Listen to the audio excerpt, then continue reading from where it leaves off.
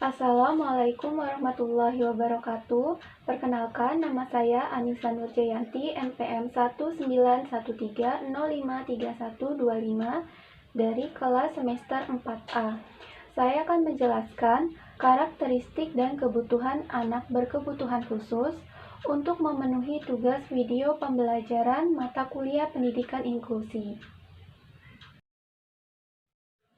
Secara umum, anak berkebutuhan khusus atau yang sering disingkat sebagai ABK adalah suatu kondisi di mana anak memiliki karakteristik khusus yang berbeda dengan anak pada umumnya, yaitu mengalami keterbatasan atau keluarbiasaan baik pada fisik, mental, intelektual, sosial, maupun emosional.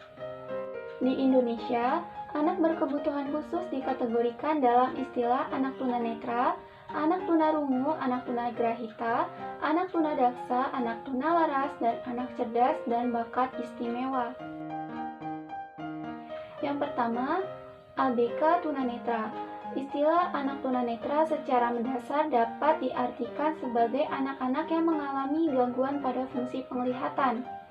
Beberapa ahli seperti Jaja Raharja dan Sujarwanto mendefinisikan ketunanetraan menjadi 3 kategori, yaitu buta-buta, buta fungsional, dan low vision.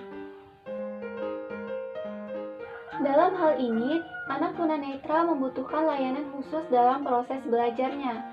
Secara umum, anak tunanetra harus belajar dengan menggunakan tulisan braille, yaitu dengan memanfaatkan indera perabanya untuk mengidentifikasi tulisan braille. Meskipun demikian, anak-anak tunanetra juga dilatih memanfaatkan sisa penglihatannya untuk berorientasi dengan lingkungan sekitar. Yang kedua, anak berkebutuhan khusus tunarungu. Tunarungu dapat diartikan sebagai gangguan pendengaran, di mana anak yang mengalami ketunarunguan adalah mengalami permasalahan pada hilangnya atau berkurangnya kemampuan pendengaran. Tunarungu dapat dibedakan menjadi 2 kategori, yaitu tuli dan kurang dengar.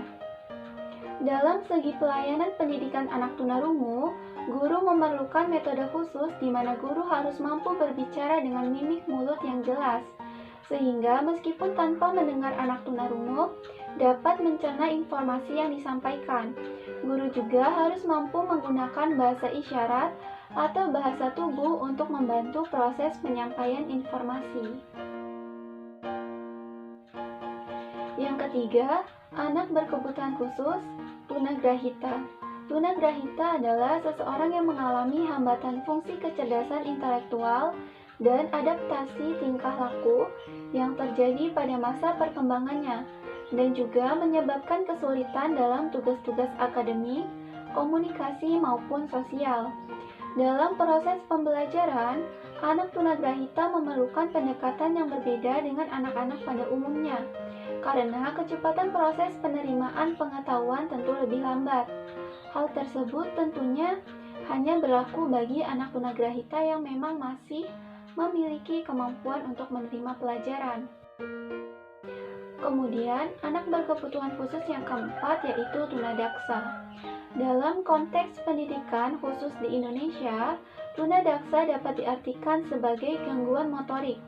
Utamanya, anak tunadaksa adalah anak yang mengalami gangguan fungsi gerak yang disebabkan oleh permasalahan pada organ gerak pada tubuh.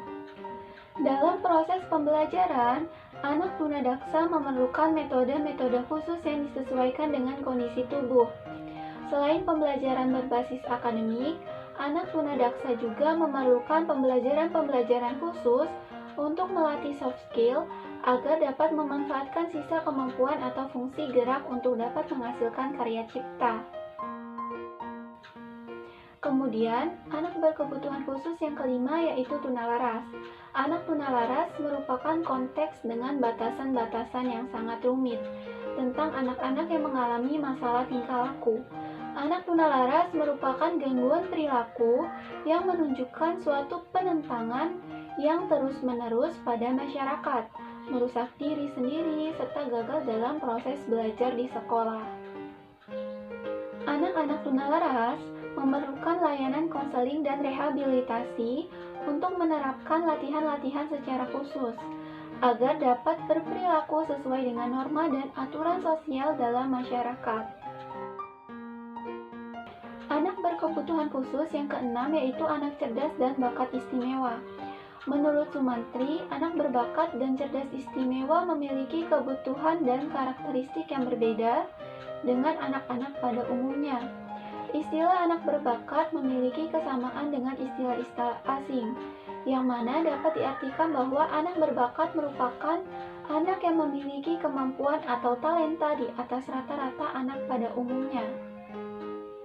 Anak dengan kecerdasan dan bakat istimewa memang mengalami perkembangan yang cepat pada aspek tertentu, tetapi bukan berarti hal tersebut tidak membawa ancaman negatif terhadap aspek sosial emosional mereka.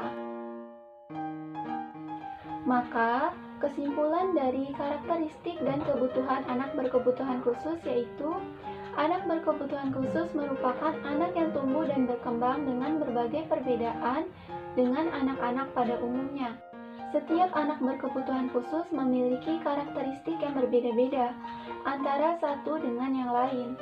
Layanan untuk anak berkebutuhan khusus tidak dapat disamakan antara satu dengan yang lain, akan tetapi perlu diberikan sesuai dengan karakteristik, kebutuhan, dan kemampuan mereka untuk mendapatkan layanan yang sesuai dengan karakteristik, kebutuhan, dan kemampuannya.